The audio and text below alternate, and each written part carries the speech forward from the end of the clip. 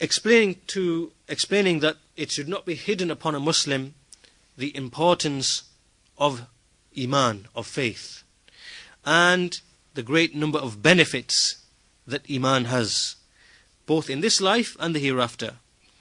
And that the goodness of both this life and the next, if you want all the goodness, all the khair in this life and the next, then that lies in you being able to, to establish the correct emaan, the correct sound emaan.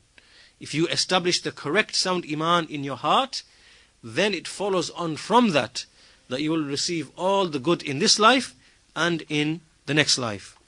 And to achieve this correct sound iman is in fact the greatest of goals. It is the loftiest of objectives. It is the most noble of purposes, to actually achieve correct iman, sound iman. This is the loftiest of goals, and it is through, when a person achieves this correct sound iman in his heart, this is what the good life is connected to.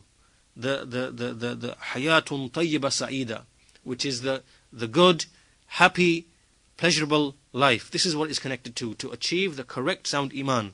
And through this a person is protected from all of the evils and from all of the calamities, and through this he will achieve the reward in the hereafter, and the continuous, everlasting, perpetual good which never ends.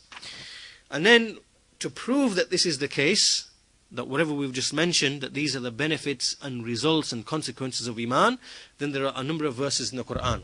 First of all, Allah says, "Man amila salihan min dhakarin aw untha wa huwa mu'minun falanuhyiyannahu hayatan tayyibah wa lanajziyannahum ajrahum bi ahsani ma kanu ya'malun."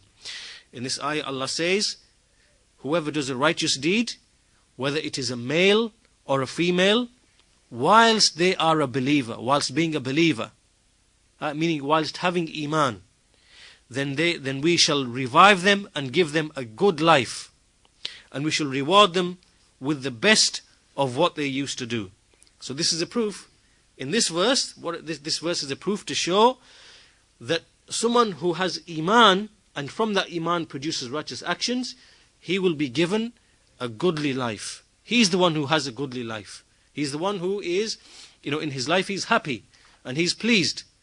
And this verse is in Surah An-Nahl, Surah 16, verse 97. And this shows also that someone can have all of the riches, all of the wealth, all of the positions, all of the status the status and the rank and the honor from the people. He can have all of that. He can have mansions. He can have children, offspring, women, whatever. Yet he can be the most miserable of people. He can be the most miserable of people. And likewise, it might even be the case that a person might be spiritual. We use this word spiritual, but this person isn't worshipping Allah subhanahu wa ta'ala, not upon iman. Rather, he's worshipping the shayateen, the devils, or the jinn, or he's worshipping angels, or he's worshipping other things besides Allah. Even if they call it being spiritual and worshipping, this person will still not have a good life, because his ibadah is false and futile, and it is not based upon the sound, correct iman which all of the prophets and messengers brought. Right? He will not have a good life. The good life is, which is in this verse, whoever does a righteous deed is what is in the book and the sunnah, and he does it whilst having iman.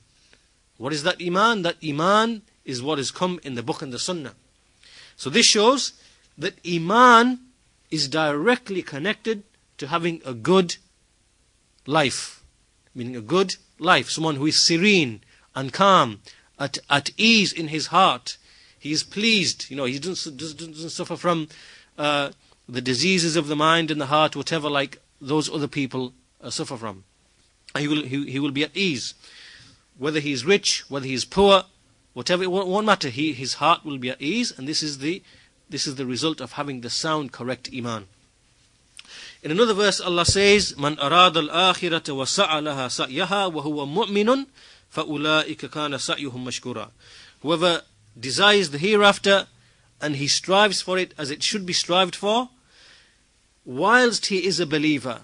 See again the condition of being a believer. So he makes all this striving, he makes all of this effort, right? But his effort is not like the effort of, for example, the Christian who worships Isa, or the Jew who worships Uzair, or the Hindu who worships the elephant god, or whatever it might be.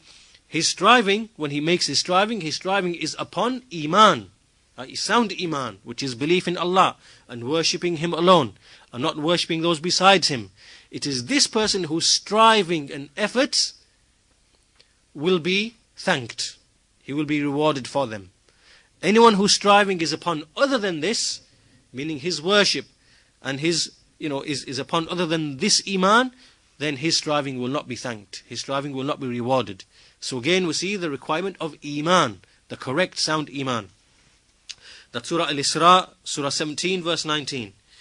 In another verse, Allah says, وَمَنْ يَأْتِهِ مُؤْمِنًا قَدْ عَمِلَ الصَّالِحَاتِ فَأُولَٰئِكَ لَهُمُ الدَّرَجَاتُ الْعُلَىٰ. That whoever comes to Him, meaning comes to Allah, whilst he was a believer, whilst being a believer, whilst having that iman, and he did righteous deeds, they are the ones who will have the loftiest ranks, the highest ranks. So iman is something which will increase your rank and give you a lofty rank. This is in Surah Taha, Surah 20, verse 75.